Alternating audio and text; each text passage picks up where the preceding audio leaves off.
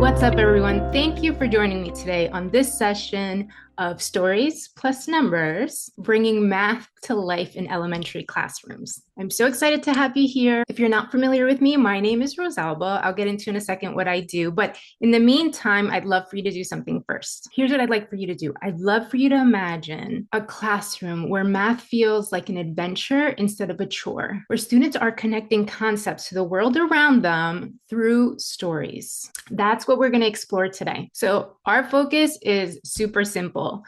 How can we use children's books to elevate our math lessons? And hopefully by the end of this hour, you'll leave with some practical strategies, some resources, definitely. I know you love those resources, and a dose of empowerment to actually tackle and take on this challenge. But before we get into this, let's get to know each other a little better. Why don't you give me your name, your grade level, and your favorite children's book in the chat? I'll be in there with you.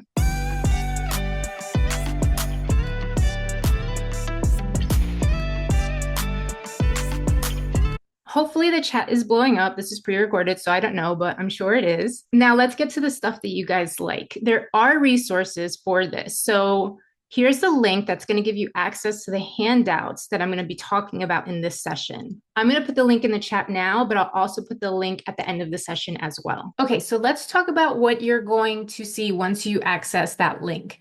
You're going to see the Build Math Minds resource, and that will include the books that we're going to talk about here today. The resource is going to get into each book more in depth, the lesson piece of it. I've also added an extension to all the lessons. So that's the Build Math Minds resource.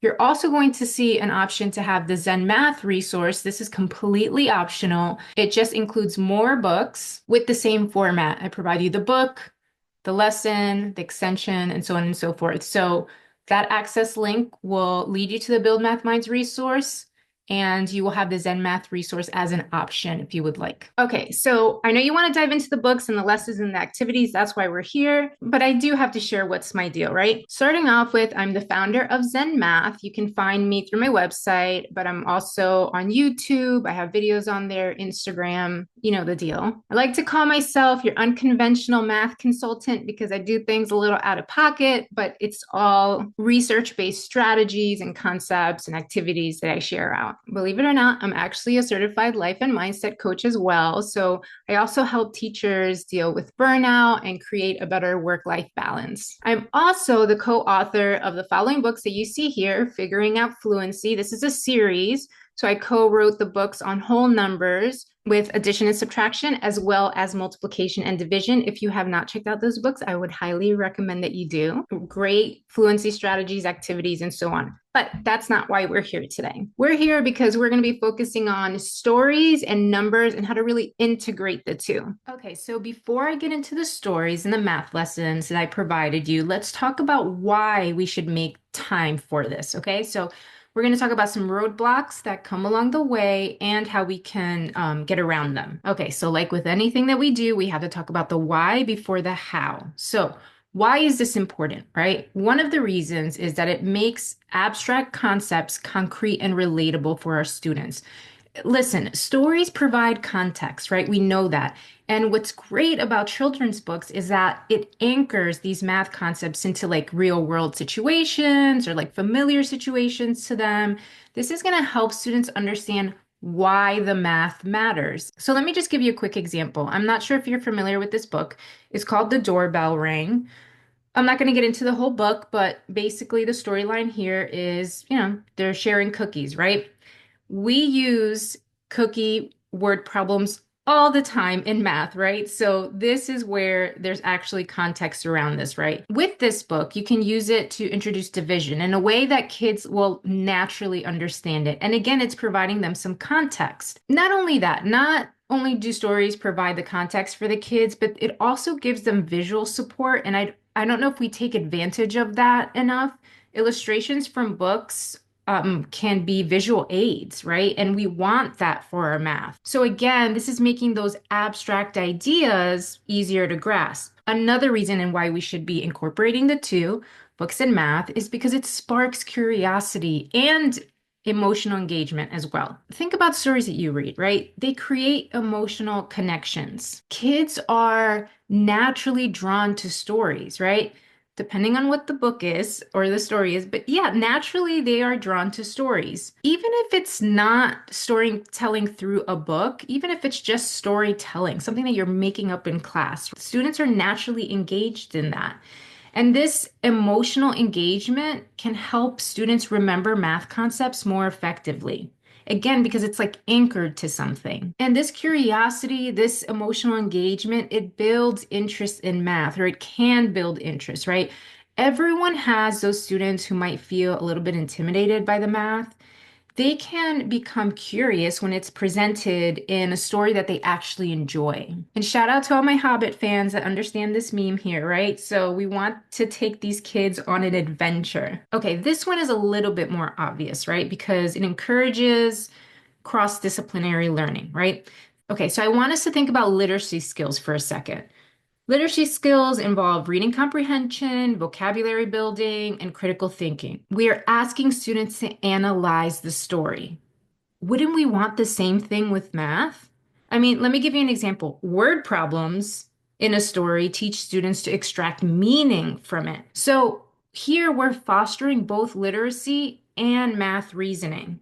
It makes sense to combine them. And honestly, by combining math and children's books, it's really allowing students to explore some creative ways to solve these problems, right? They can act out scenes or draw, I don't know, pictures that are inspired from the book. You'll see a couple of examples of that in a little bit. So here's the deal. All this to get at, we're already teaching reading, we're already teaching math. Why not intertwine the two? Because some of those skills overlap, right? Reading comprehension, vocabulary building, critical thinking. Okay, so let's talk about conceptual understanding because at the end of it, this is what we want, right? Deeper learning. Stories help us go beyond rote memorization. You know how we feel about rote memorization, right? These stories can help students understand the why and the how of the math. Hopefully, the why first and then the how. So, let me give you an example.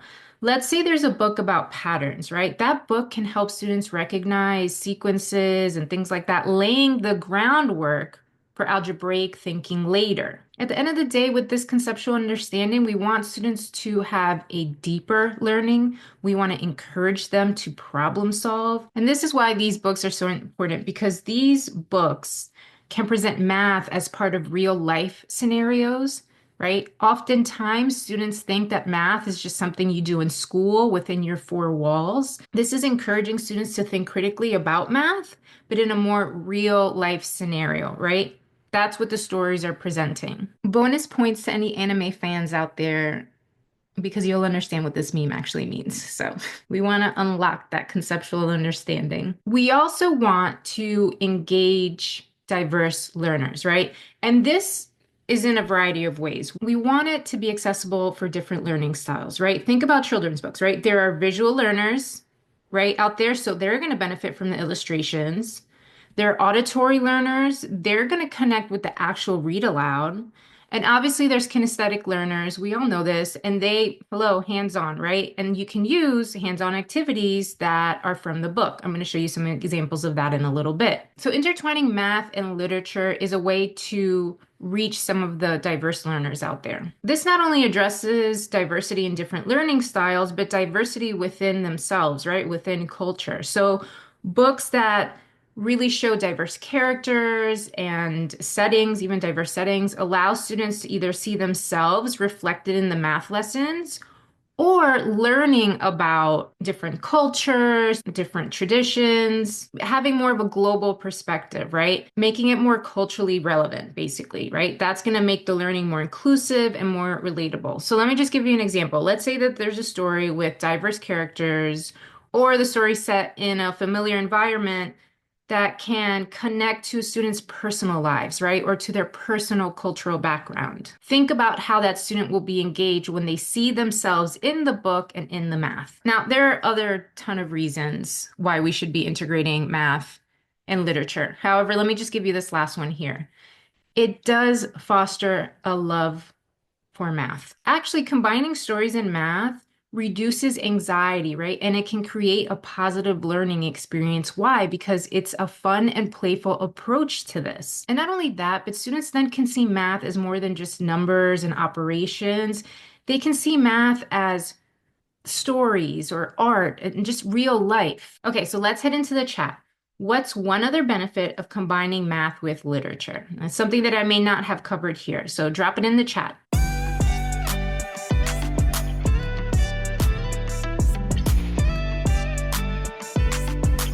Okay, so now that we know the reasons why it's important to integrate math and literature, let's be for real, all right? There are going to be some challenges, some roadblocks along the way, and I have some solutions for you, okay? So let's start off with the challenges. These are the plot twist here, right? One of the things that can be quite difficult is finding the right books for specific math concepts, okay? Not all children's books are going to align with the math standard or the objective that you need to cover. So there are going to be books out there that are rich in math content, right? And then there's going to be others that may touch on a concept a little bit and not really build, like deep understanding, and that's okay. I just want to acknowledge that there is a struggle in finding books. However, I have a solution for you. You can build a curated library of books by concept as you see them, as they come along, right? For starters, we're going to go through together some books and lessons here, so you're already going to have a jumping off point. Another way to handle this challenge is to actually leverage teacher communities for book recommendations. Think about all the book communities that are out there. Do we have one for math literature? We need to start leveraging teacher communities a little bit more. And this could be with fellow teachers. This could be with your school's librarian. This could be from the local librarian. Like, talk to each other and swap out stories, right? Hey, this book, I found it really useful for introducing fractions, or this book was really useful for talking a little bit about decimals. It doesn't mean the whole book is going to be about decimals, but maybe there's a little chunk in it that you can use to help move that narrative to the math concept. So yeah, finding the right book can be hard, but there's ways to tackle that. All right, another plot twist that comes along our way is connecting the book to the actual math lesson effectively, right? So some of us struggle to bridge the story and the math concept in a way that kind of feels, I don't know, like seamless and intentional. We don't want to force these lessons from these books, right? We don't want it to be so disconnected. Here's the deal. We have books that are solely focused on math, and then there are stories that focus on a narrative and that has nothing to do with math, but we can pull activities out of there. And I get it.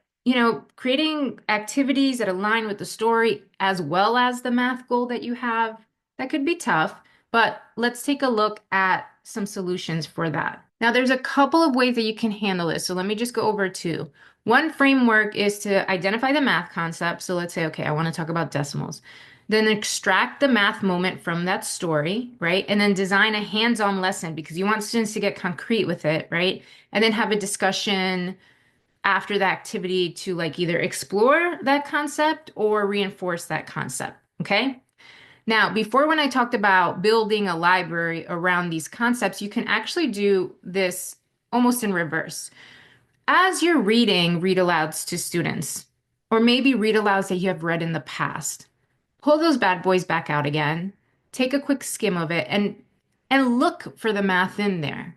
So for example, let's say that there's a read aloud that you've read in the past. Again, just not math related at all, but they're visiting a store or buying things out of a store. Well, hey, you can pull a math concept out of that piece of the story. Again, and then design the math lesson that you were already going to teach, but just from the extracted piece of that story. And then you can continue with the activity in that way. Okay, the next plot twist, I know this one's going to be a hot topic in the chat. It is time constraints. I get it, okay? I get it. This is probably the number one thing that's being said in the chat. There's no time, there's no time. I get it. Math blocks, your math block is packed. It's packed.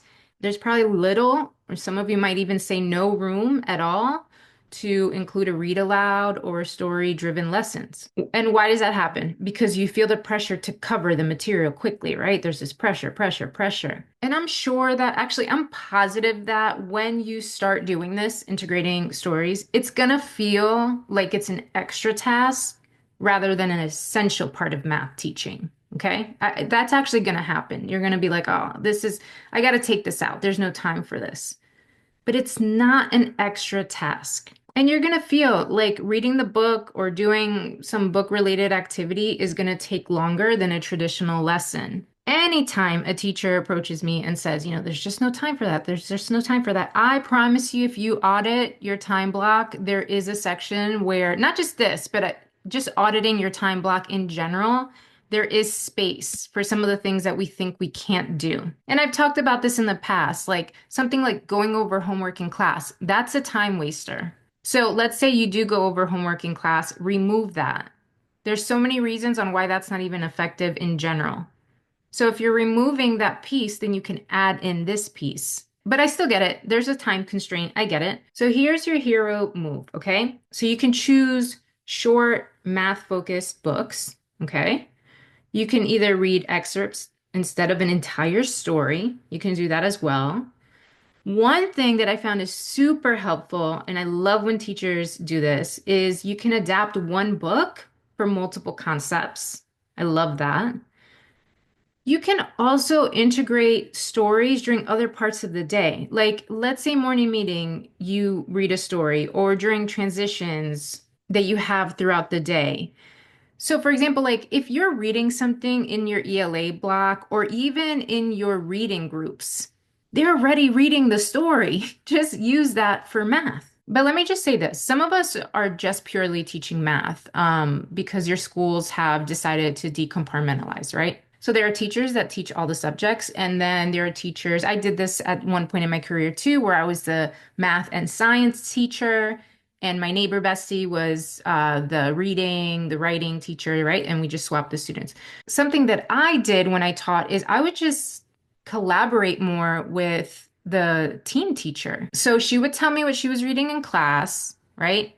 And then I would just take a look at it, see if there was a way for me to incorporate it in my math block. Sometimes it worked, sometimes it didn't work, and that was okay. But I was still using pieces of her literature from her block, again, if it was her read aloud or something from her reading groups, and bring it into mine. Now, if you're a teacher that teaches all the subjects, hello, this is going to be way easier for you. So you're already using that children's book to teach students reading comprehension skills and everything involved in that.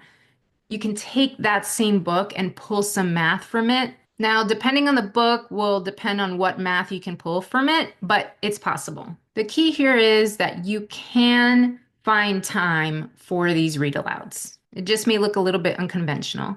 Okay, so one last challenge that I want to talk to you guys about is something that we see in our students, and it's student engagement, all right? We know there are some students that love, love, love stories.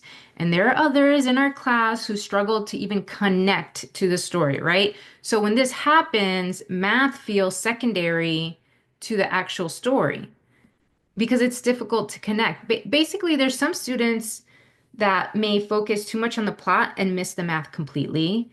And then there are students who sometimes are struggling readers, so they find it hard to even understand the story. So connecting the story and the math is difficult, right? Because they're not even understanding the plot of the actual story in itself. So one solution here that you can do, so use math visuals, math manipulatives, math tools. It could even be virtual math tools to basically tie in the story explicitly to the math concept. You could also choose books that are clearly driven narratives for struggling readers. That's a great approach as well. And like I said, you can incorporate technology tools, right? So this could look like actually online read alouds that could actually help with student engagement. Okay, so time to head into the chat. I'd love to hear from you now on what's one challenge that I may not have covered here for integrating math and literature. Drop it in the chat and let's see if we can find some solutions for it.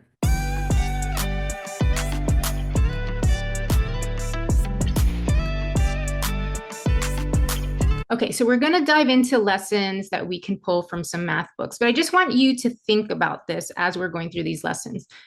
Math can be fun, okay? It can be. It doesn't just have to be word problems and exit tickets and tests and quizzes. We can make it engaging and fun. So keep that in mind as we're going through some of these lessons. Now, obviously, for time's sake, I'm not going to read you these books. So, what I'm going to do instead is I'm going to show you the book and provide you with a lesson that you can take from it. Now, again, the resource that's provided to you that I gave you the link for, the lesson goes into more depth. Actually, let me give you a little side note too. You can definitely use your school's library as a resource. Think about local libraries as well to get some of these stories. You don't have to do everything out of pocket in order to grab the books that I'm going to discuss and get the lessons from them. Keep in mind, there are digital versions of stories out there as well that you can put up for the students as you're reading. So that covers that piece of the math challenge. You can ask for school's funding, you can go to your local library, and you can see if there's digital versions of them as well. Okay, so let's get into it. Okay, so we're going to start getting into the books and the lessons. Just keep in mind that not every book is suited for every grade level or every domain. So there's going to be a variety here. What resonates with you and would work for your class, choose it. If not, don't worry, move on to the next. Okay, so our first book is Counting on Frank. The big idea in this book is estimation and problem solving. Now, the plot, and I always give you the plot of these books because who knows if you even want to read it. So, and you want to make sure that it kind of like resonates with your students too. So, the plot of this book in particular is about a boy who uses estimation to figure out things like how many beans would fill his house, situations like that. So, all about estimation. Now, a lesson that you can do with this is have students make their own estimations using their surroundings. Like think about your classroom. Where are areas where students are able to make some estimations? Sure, they can do things with like estimation jars, of course, but what about extending that? Like, okay, well, how many books do you think would approximately fit in our classroom library? Or if they have desk and not like the tabletops and they have desks. Okay, so you could ask like, okay, well, how many erasers do you think could fit inside your desk?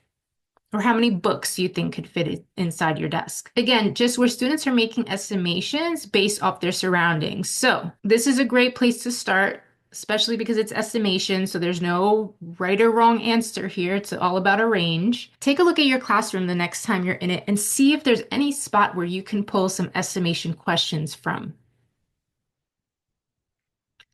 Okay, our next book is 12 Ways to Get 11. The big idea here is composing and decomposing. Hello, that is a big number sense topic. Now, the plot here is super simple. It basically just uses animals and objects to explore different ways to add up to 11. So the students are composing and decomposing in this.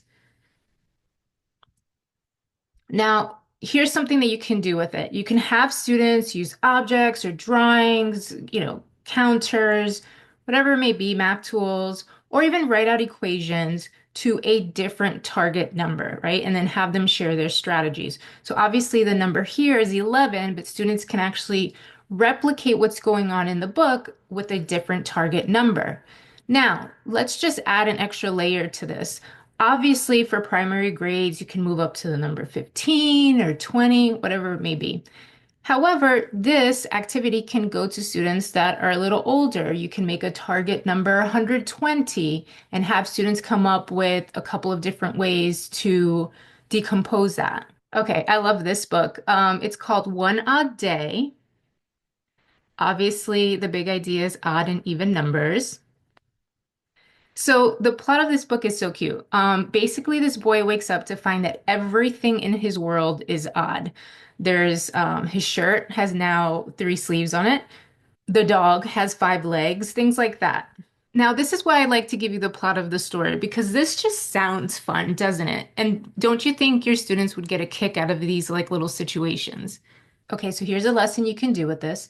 You can give students manipulatives and challenge them to sort objects into odd and even groups. We're doing this already, right? This lesson into having students figure out what's odd and even, but also discussing what makes a number odd or what makes a number an even number. So let's take that dog. If the dog had one less leg, which would make it four legs, ask the students, would that make that an odd or an even number? Now, what if the dog has one less leg? So that would make the dog have three legs. Would that be an odd or even number? Or even extending it, such as, I want you to draw a shirt that has an odd number of sleeves, but it can't be three. And then they can draw a shirt with an odd number of sleeves. Again, play around from there. Okay, next up is this book called Full House. The big idea of this is fractions.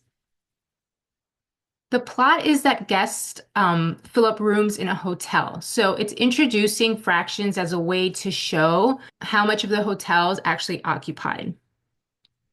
So here's a lesson that you can do with that. You can give students a picture of a hotel and have them fill the rooms using fractions, right? Just like as in this story. And then ask students to solve problems about how many more rooms need to be filled to make the hotel full, like fully occupied. You can introduce equivalent fractions with this as well. And you can even, obviously, the hotel is sorted for you in this book. However, you can play around with this as well and have everyone create their own hotel. Now, it doesn't have to be a full-scale blueprint here, but then have students just draw up a hotel. You know, the windows could be the amount of rooms that are in the hotel, something like that. And then have them play around with fractions in that sense. They can swap their drawing with someone. You can make that a group project and have students ask each other questions based off the hotel occupancy that they have that they created. Okay, so the books that we just went through are math-specific books, meaning they're children's books written with a math lesson embedded in it. Okay, so now that we finished those set of books, I want us to head over to the chat. Think about a math concept that your students are working on or even struggling with. Can you think of a children's book that might help students visualize it? So this is where we build teacher community here, okay? Think about a math concept, think about a book that you know of, and how you can use that book to help students visualize that math concept.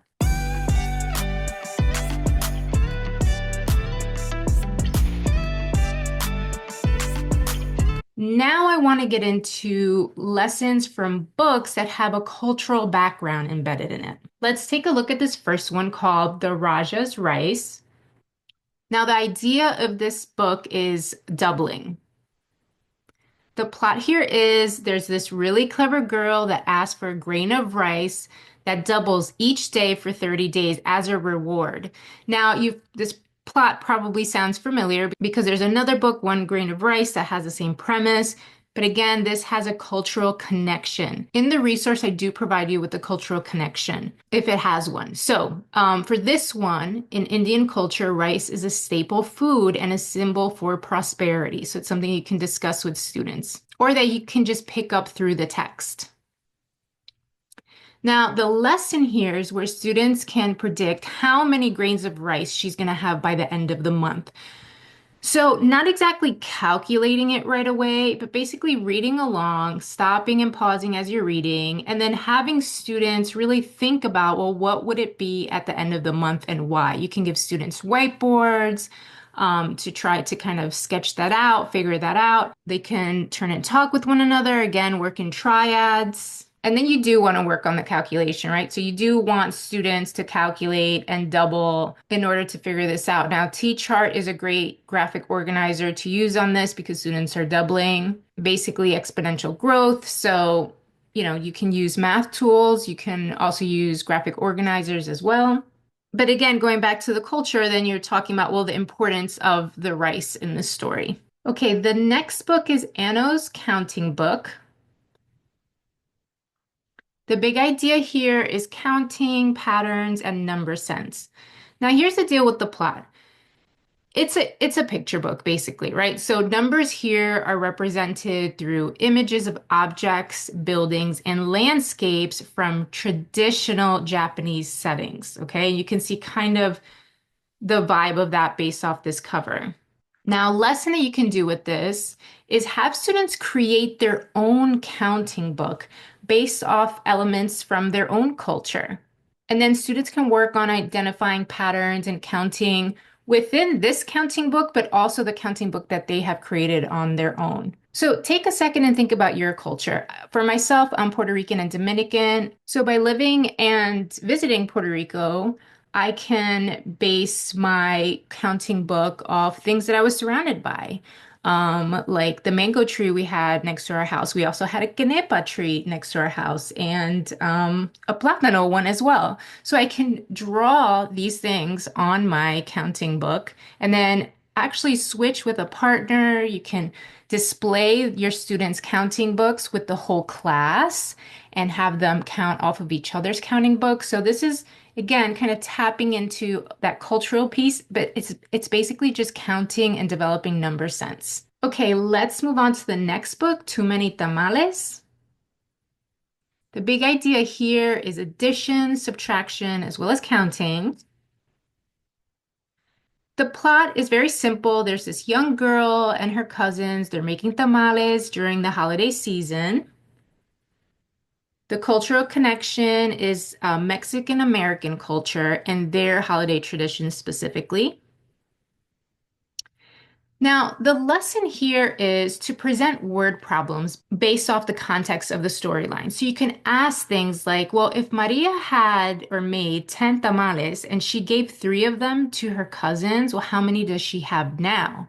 And again, you can have students create their own book of holiday traditions and create word problems from there. Now, not every student celebrates holidays, so that's important to keep in mind.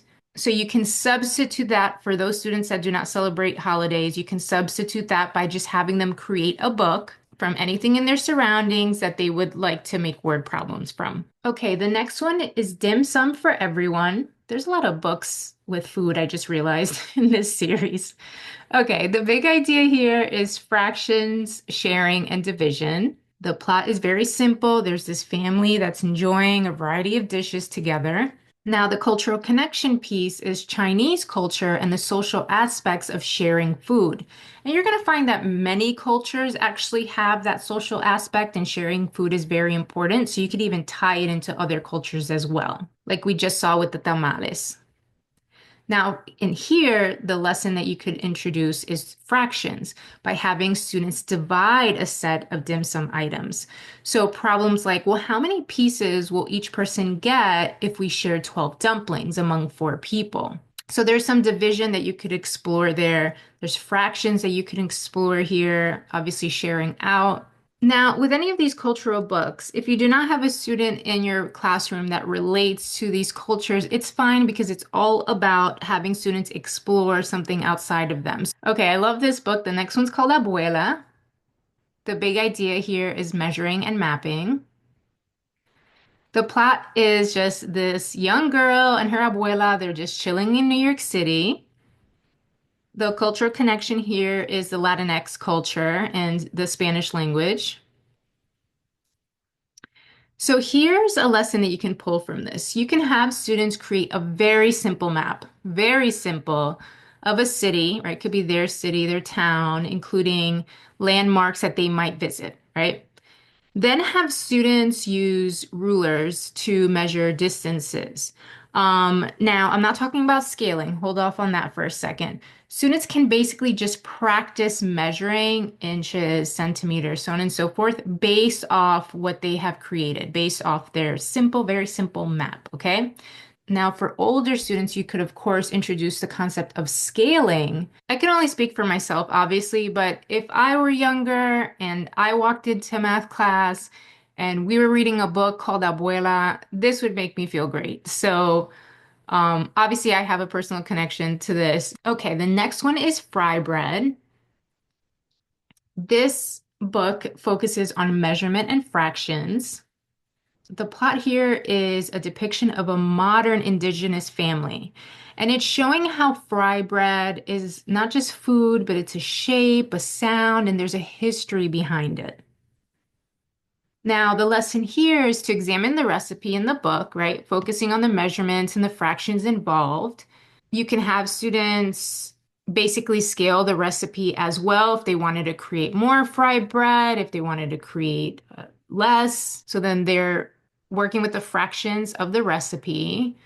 A little extension you can do here is have students bring in a recipe for something that their family eats or something that's cooked at home. And then again, when students are doing that, you can take that as your basis of word problems. Choose a couple of recipes, and then that could be your next set of word problems that you're doing regarding fractions. Okay, the next book is My Rows and Piles of Coins. The big idea here is counting, money, addition.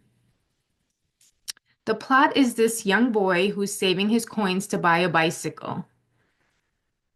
So the cultural connection here is the Tanzanian culture, and the book emphasizes the importance of saving money. Now, the lesson that you can have is to have students practice counting different denominations of coins, right? We're doing that anyways in our lessons where students are counting coins and figuring out the sum of money, right?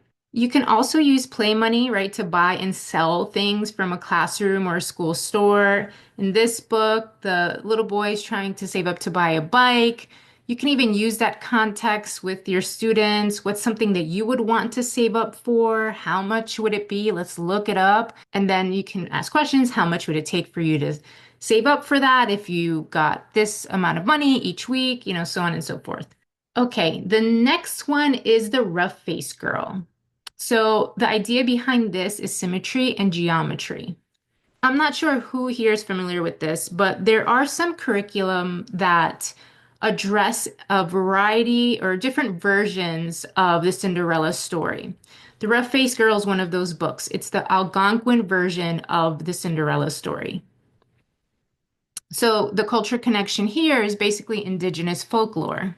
So here's the lessons that you can pull from this. You can have students explore traditional indigenous designs. So there's a lot of beadwork in here. You can have them look at poetry, basically looking into designs and focusing on geometry, geometric patterns, shapes, so on and so forth. Okay, so these were all the books that were focused on cultural connections.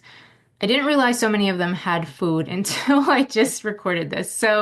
But that's okay. So here's what I want to say about the cultural piece. Perhaps there's not a lot of diversity in your classroom.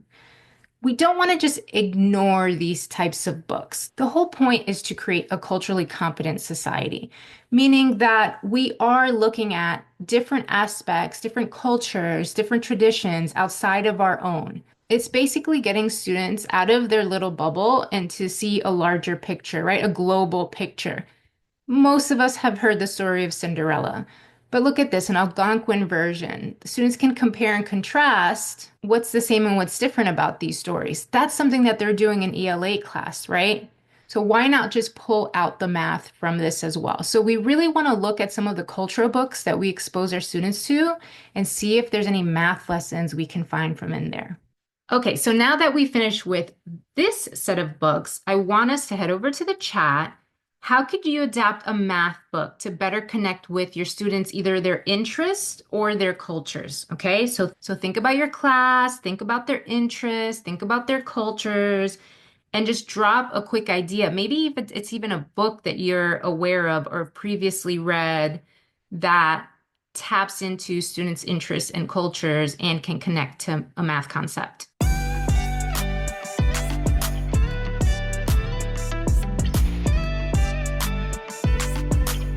Okay, so the next set of books literally are lessons from any old book, just basically children's books, chapter books, have nothing to do with math at all. Some of them aren't even cultural at all. They're just everyday books that kids are reading and that you can find some math in. Let's start off with this one, The Dork Diaries. I know the Dork Diaries are lying around everywhere in your classroom, in the school library. You've seen this. Okay, so here's the big idea behind this book, budgeting and financial literacy. Correct, I said that. Dork Diaries can help a student figure out budgeting and financial literacy. Here's the plot of the story. Basically, Nikki is hiding these 7 puppies that she's pet sitting. She's hiding them from everyone. So obviously you could imagine that she's in a predicament. Now let's talk about some lessons we can pull from this. Based on Nikki's experience with pet sitting, you can have your students create a budget for starting their own pet sitting business. So, for example, students can calculate, okay, how much would pet supplies be, the transportation, some marketing materials, have some examples of that, right? But then you can talk about income. Well, what fees are you going to charge? How many clients do you need? And then students can discuss profit, right? Because they're talking about expenses and income. So you can talk about, well, how do I make a profit off of this? Basically, the a really scaled down version of financial literacy. And literally, don't we all need that? So it's a great book to kind of play around with budgeting. Okay, our next book is The Misadventures of Max Crumbly, specifically the Locker Hero book. The big idea here is measurement and spatial reasoning. Here's the plot. Max is bullied, so you can talk about that. Bullying's bad. Max is being bullied, and he actually gets stuffed in a locker. But he escapes through the back of the locker and then crawls through some of the ductwork. And then obviously he has like these little adventures along the way. So again, you're probably looking at this and being like, girl, there's no math in here. Here's what you can do. You can have students create a map, kind of like we talked about before with the map. You can have students create a map, but this time of their school. So this could be a classroom map. This could be maybe the wing of the school that you guys are in. Maybe it's an area of the school. They can create a map of where the gym and the art room and the cafeteria are, right? So it doesn't have to be a full scale school map, or it could. That's fine too. You can either have students create a map of the school or you can just give them a map of the school layout, right? And this is where you can have students practice calculating area and perimeter of these different areas. Now, here's the deal. This is for them to play with area and perimeter. You don't have to actually get the dimensions of your school, right? The actual blueprint and provide that to students, but you also don't want to make it so far-fetched, right? Where students are thinking that a classroom is 3 feet long. Basically, have students focus on finding area and perimeter off of a map. Okay, I love this book. The next book is The Day the Crayons Quit. This is a graphing and data lesson. The plot here is that each crayon is going through it. They write a letter to express their grievances. They are just sick of it. It's a really cute story. So here's a lesson that you can pull. You can have students survey each other to find out everyone's favorite color. Then guide students to create a graph based on that data collected. And then obviously you can do computation with the data. So for example, how many more students liked red than blue? Or what fraction of the class likes green? So basically graphing, gathering data, and then asking questions off of that. Now here's the deal. This is just an everyday children's book. It is not math related at all. However, you can take something as simple as this, just a book about crayons being fed up, and take that and create something fun out of it. Can you already see how math would be a little bit more engaging if your lessons were coming from some of these really fun and engaging and sometimes even funny stories? Okay, let's get into the next book. It's The Day You Begin. This is a sweet story.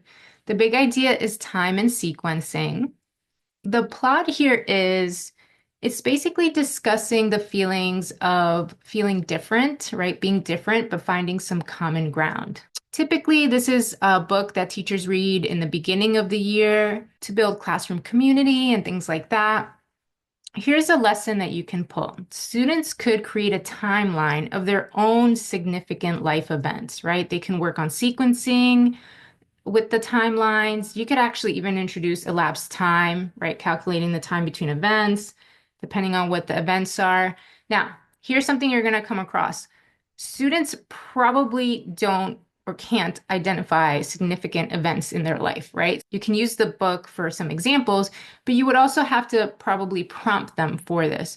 So for example, if you ask the student, well, what's a significant life event for you? They're going to sit there and look at you. But perhaps one of the students in your class just got a sibling, or perhaps one of the students in your class just scored a goal for their last soccer game, or perhaps they have been practicing an instrument and were able to complete a song, whatever it may be. Have students think about the important things that have happened in their life the feel-good moments, the things that make them feel good. And then they can create a timeline off of that, and then you can work with time within that lesson. So this is going to look different for everybody, right? Because everybody has different significant events going on in their life. But again, this is where you can pull the students' work and show a couple of examples. All right, for our next book, we have The Wild Robot. This is actually from a movie. The big idea here is geometry and spatial reasoning. Basically, the plot, if you haven't seen this movie, it's a robot who wakes up for the first time and she's basically alone on this remote wild island. So the lesson that you can do is have students design a shelter for this robot, right? So the students would be using geometric shapes.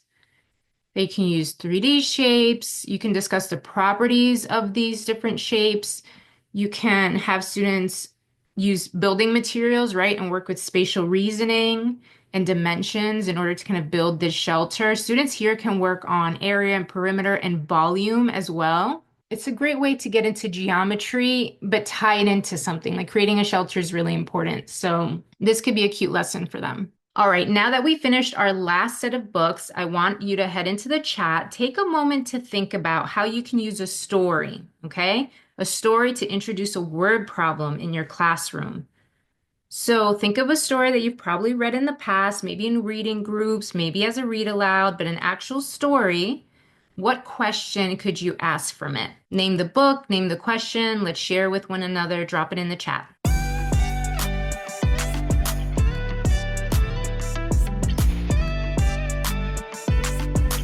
Listen, I get it. This, like anything that's new, can seem overwhelming. I get that. So that's why I wanted to provide you just a starting point. So check out this link, download the resource, find a book that might work for you, and just test the waters, okay? And again, in the resource, the lessons are a little bit more in depth, and I added an extension piece as well. Okay, don't leave just yet. I want to leave you with one final thought. You have the creativity and the tools to make math a subject that students love. But we need to support each other along the way. We really do. There is community building that we have to do around this. For example, if I read a book to my students and I pulled a math lesson from it, I'm going to want to share it. Now, listen, the resource I gave you, I'm just providing you with an example of a math lesson you can pull from it. Maybe there's a completely different math lesson that you pulled from that same book. Again, this is about sharing with each other as a community. Share it with the teacher next door. Share it with the teacher that's in the district across town. You can even share it online. I mean, you can even share it with me. You can DM me, you can email me and say, hey, Rosalba, I read this book and I pulled this math lesson from it and it was dope. And I'll put that out there. Just, again, you don't have to do everything from scratch. You can utilize each other as a community in order to get this to happen in your classrooms, right? Because the beginning is scary, but once you do it, the anxiety around it will go away. Okay, now I want you to reflect. Write down in the chat one actionable takeaway from today's session. So how will you start using stories in math class?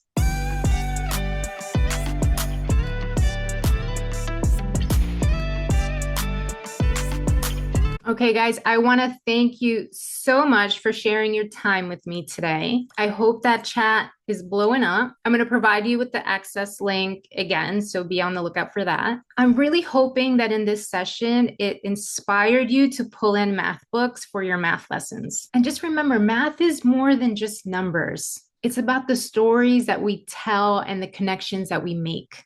So keep that in mind. All right, guys, that's a wrap from me. I hope you had an amazing time here during the virtual math summit. I'm over at Zen Math. If you need anything, I'll check you guys out later.